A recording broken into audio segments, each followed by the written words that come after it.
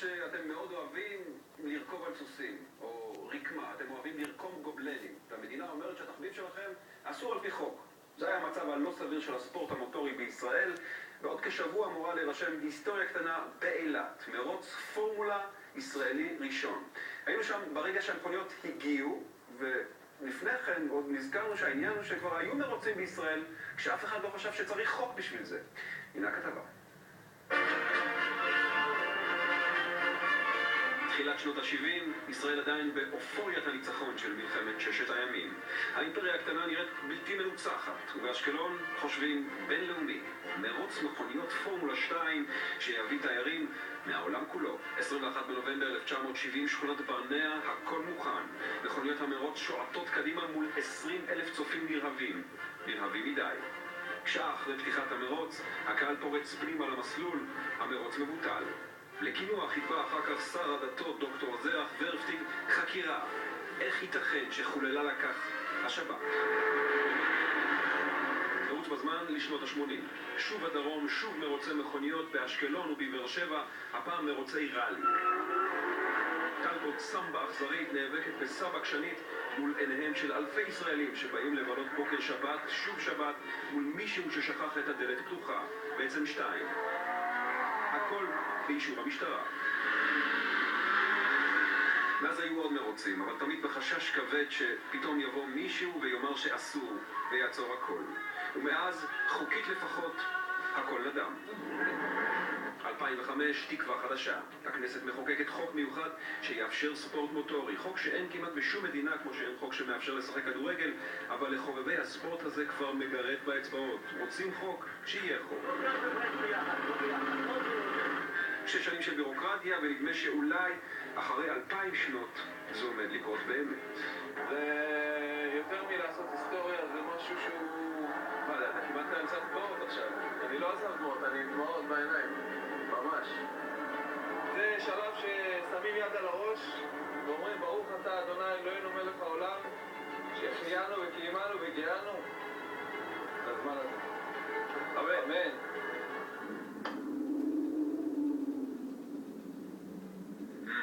צריך הרבה דמיון כדי לראות איך מגרש החנייה הזה בנמל אילת שהפסיין עד לא מזמן מאות מזדות 3600 אוטומטי יהפוך פתאום למסלול מרוצים. הצד הזה של הים יהיה פה מלא גדרות ובאנרים ושלטים. כל האזור הזה שאנחנו עומדים בו זה פיק. כל הדבר הזה שאתה רואה פה הר, אז על הגדר למעלה בגובה של 4 מטר משם יתחילו טריבונות לקהל. ויהיה פה מקום שיראה כמו חול. יהיה פה רעש, יהיה פה קהל, יהיה פה עשן, יהיה פה עוצמה, חבל על הזמן. אני מבטיח לך שאנשים לא ישבו על הכיסא. והנה זה מתחיל לקרות לנו ממש מול העיניים. משאית אחת מתחילה לפרוק את מושבי היציעים, ומשאית אחרת נכנסת בשערי הנמל עם הרכוש הנחשק. 8 מכוניות מרוץ של פורמולה רנו. תכף תראה מה יוצא מפה, אני בטוח שאתה תהיה. אין לי ספק בכלל.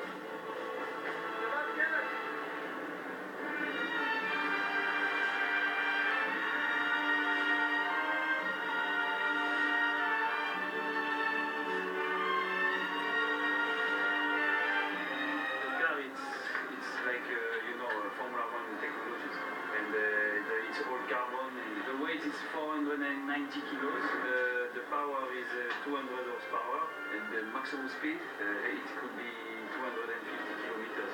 סבסטיאן מכיר טוב את המכוניות האלו. הן הובאו מצרפת מבית הספר לנהיגה שהוא מנהל במסלול שבו ביקרו לאחרונה 30 ישראלים מאושרים. אתה פשוט זה מטורף, משווק שם זה מטורף, זה אי אפשר... תראה, זו חוויה, אפילו אם אתה נהגת מיליון מכוניות, זה אתה אף. נהגים מגיל 16 ועד 50, כולל נשים. איזה כיף. לא רוצה לצאת במכון שלנו. יודעת, הבנים אמרו שזה יותר טוב מסקס. זה לא רחוק מזה בכלל. וואו. אלו האנשים שינהגו במרוץ באילת. לסבסטיאן הצרפתי, כל ההתלהבות הזו נראית קצת מוגזמת. How many races each weekend in France? אוף, A lot. Maybe more than, I don't know, 200. This looks like normal.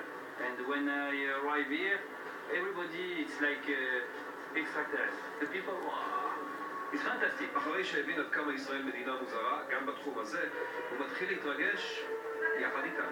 For me, it's like you are walking on the moon. It's the same thing. I'm sorry to say this, but I tell the truth. Maybe you test?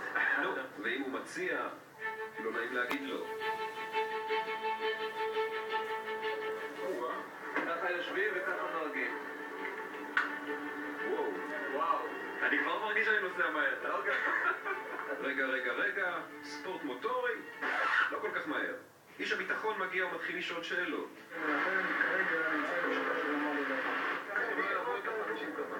ואז מגיע נציג המכס. יבוא אל המשרד שלנו לדבר איתך. אף רכב לא יכולים להוציא את הרכבים. בוא איתנו. ואז נתחיל קפה פה, המשרד שלנו בבניין ליד. הם נמצאים פה, כל יחידת מכס אילת, בית המכס אילת פה. עכשיו אתה אל תתלמדו אותי לכל הדברים האלה. אני רוצה שתזכור אותי. מה ההבדל מעכשיו לעוד שבועיים? מעכשיו לא שבועיים. כן. תכלס זה תקנות. אחרי שהתגברנו, זמנית כנראה, על הבירוקרטיה, אנחנו מנסים שוב. It's not like my leasing car. No. The brake, you feel it? Yeah. So get the throttle also? Yeah. Okay. I see you are more comfortable. A big stress. I understand. Everybody who is driving a single seater for the first time is like the lady. You know, the first time with the lady, you are not sure. It's the same. I'm sorry to compare with this, but have a good chance, and I hope you will coming back as soon as possible. בפעם הראשונה בחיי במכונית פורמולה.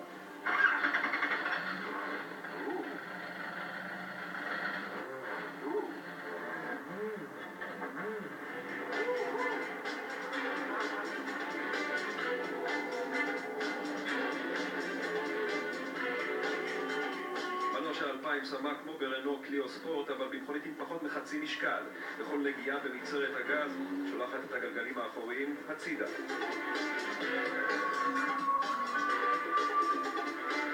תנוחת הנהיגה היא כמעט בשכיבה. הישבה נמצא רק 4 סנטימטרים מעל הקרקע. המכונית נוקשה מאוד, מקפצת, רועדת, עצבנית. יש יותר מדי עמודים להתנגש בהם בדרך. אבל לאט לאט הביטחון עולה, ואיתו המהירות. מה נאמר? אושר גדול.